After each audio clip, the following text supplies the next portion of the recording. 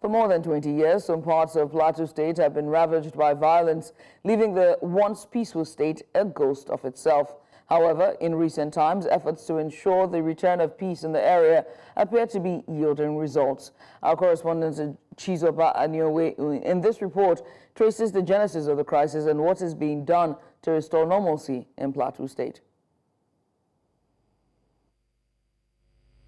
Plateau State, made up of 17 local government areas, and mostly agrarian, had been known for its peaceful and serene nature.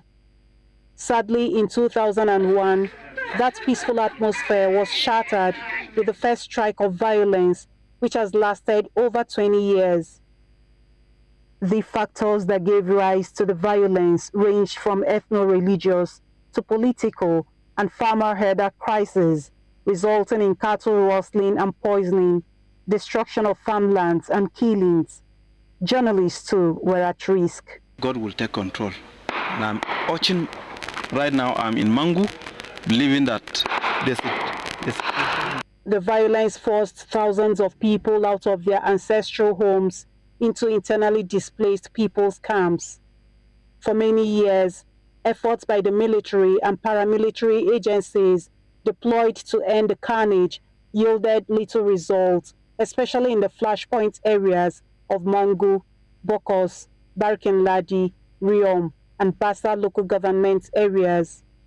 However, the coming of Major General Abdusalam Abubakar, the immediate past General Officer commanding 3 Division and Commander Operation Safe Haven, appeared to have turned the tide. I'm staying here. I'm going to be here for as long as it takes. I don't have any other thing. What can be termed relative peace currently reigns in the state as people now go about their lawful businesses. The fight against criminality is like a system that we all have a part to play and collectively fight against.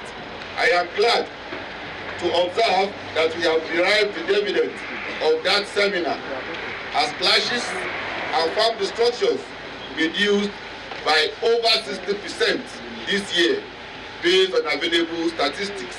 Meanwhile, the Special Task Force Operation Safe Haven remains in place under the new leadership of Major General Folusho Oyinlola. Also on the ground are Operation Rainbow, an independent security outfit under retired Brigadier General Gagjishipi and the State Commissioner of Police, who are ramping up measures to sustain the fragile peace in the state. The advice of the State Commissioner of Police to the recently deployed 283 police constables to the state is also expected to help ensure peace through community policing. This crisis has been on for over 2 decades. We can't continue like this. This is not the way life is meant to be. So we must put in everything that we can to ensure that peace is achieved finally. And all this situation where you always have troops here and there because people cannot live peacefully must come to an end amicably, and we will achieve that. State policing does not mean we're doing away with the federal police. Everyone is complementing each other. So we still need the federal police, but then again, we need the state police more often than not, because we believe the state police, which will be comprised of indigents from here and people who live here, will know the state more, will have the interest of the state more, will want to sacrifice more for their state. Don't abuse the rights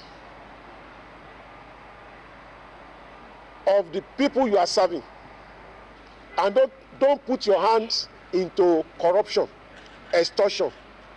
Is that clear? Indeed, the efforts that have resulted in the restoration of normal life for these residents need to be sustained for meaningful development to take place here.